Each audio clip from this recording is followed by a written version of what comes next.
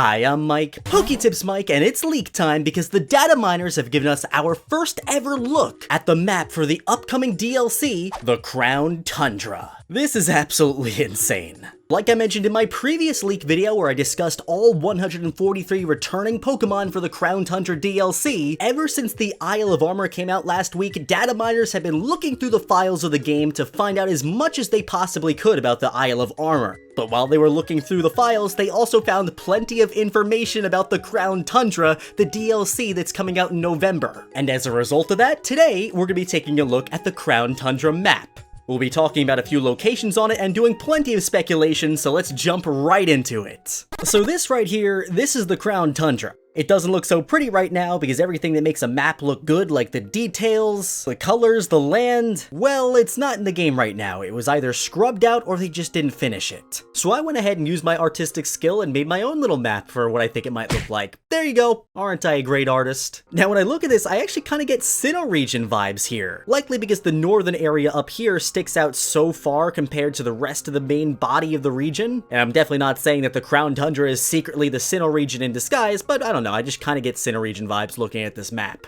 Now, like I mentioned before, there are 9 different flying locations that we know of right now for the Crown Tundra. It looks like one of them, the one over here, they weren't able to exactly figure out what corresponds to that location, but the rest of them, I believe Matt was able to figure out what their names are in the storage of the game, and then from there we could kind of infer what they're actually going to be. Because obviously their in-game name is not going to be FSYS_fly_WRO, no, that's not going to be their name. So this location, after we move past this internal storage name there, the last thing we see is Crown. Now obviously, Crown is a very, very vague name. It can refer to a lot of different things, the Crown Tundra as the whole, it could be like the capital of the place. But if we think about it, it could be likely that this is the place where we encounter the legendary Pokemon of the Crown Tundra, Calyrex, who we know is categorized as the King Pokemon. It would be very appropriate for the King Pokemon to be found at a location that internally is stored as Crown. And again, if you look at its design, other than having a whole bunch of Zelda Triforces on it,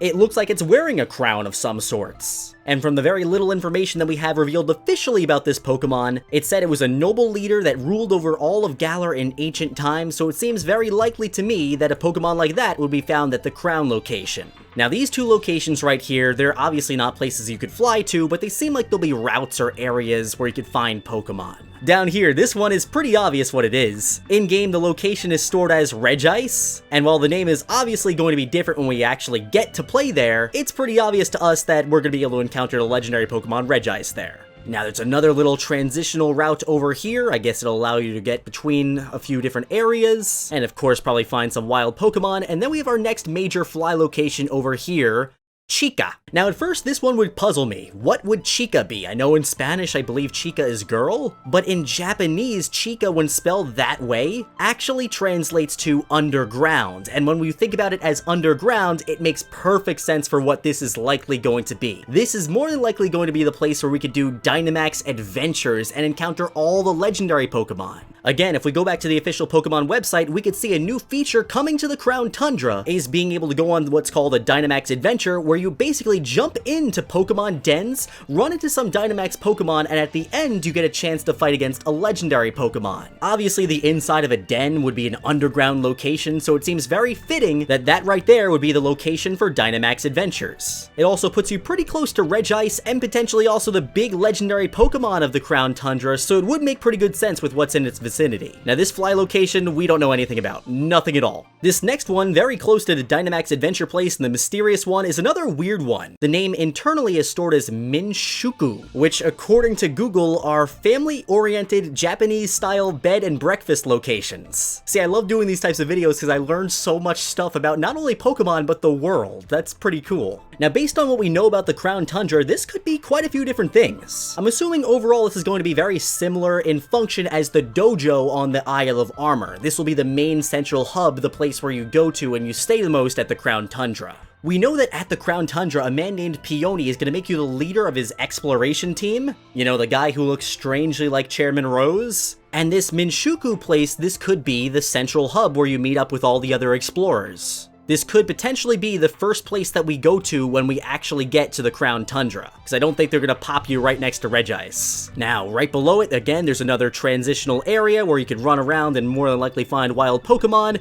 and then you'll have Registeel's chamber pretty close to the Minshuku location. Then again, there's 2 more route areas that we don't really know much about, so let's go take a look to the right. The next major location that Matt was able to figure out for us is the location where we're potentially going to be able to encounter Regieleki and Regidraco. Now, the data mine didn't tell us anything about if these Pokemon are version exclusives or not. I'm hoping that it's not like the whole Urshifu situation where you can only get 1 per save file, because again, from what we've seen from the trailers, from what we've seen from the gameplay, we know that Regieleki and Regidraco's chamber is going to be basically split right in 2. I'm really hoping that the game lets us go to both, and you don't need a whole second Switch profile, another game, or somebody to trade you one to be able to get both in 1 save file. I hope they just let you catch both. Then we've got a few more random areas that we don't know much about, and then below that, we have the location for Regirock. I find it interesting how they let you fly to all the Regi chambers on the island. It's gonna be weird. These little areas that we don't know much about, they must be pretty big for them to give us all these fly locations. Because if you could just run through these areas really quickly, there's no point. Then below the Regirock chamber, there's another area we don't know anything about, and then right near the bottom of the Crown Tundra, we have a place that's internally stored as Bird Tree, which obviously from the name is gonna be the place where we encounter the Galarian legendary birds, Articuno, Zapdos, and Moltres.